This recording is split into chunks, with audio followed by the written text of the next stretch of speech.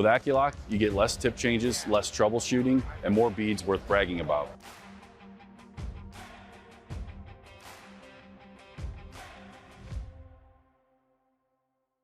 So the AccuLock industrial family of consumables consists of two segments, AccuLock S for semi-automatic guns and AccuLock R for robotic guns. With the AccuLock S system, you get a contact tip that has a tail on it that helps center the tip as you install it to help eliminate cross-threading.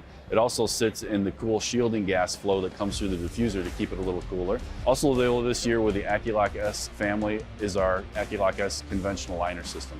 So we have the dual lock liner system and also a conventional liner system, which lets you use your existing rear load liner, but just swap out the front end consumables if that works best for you. With the AccuLock R system, shares the same contact tip as the AccuLock S system. So it has that coarse thread, the tail on it that keeps it centered when you install it into the diffuser, again, eliminating any potential for cross-threading.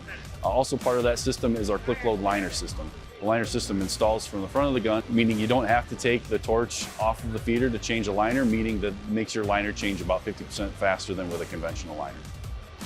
For more information, visit us at Tregaskiss.com/AccuLock.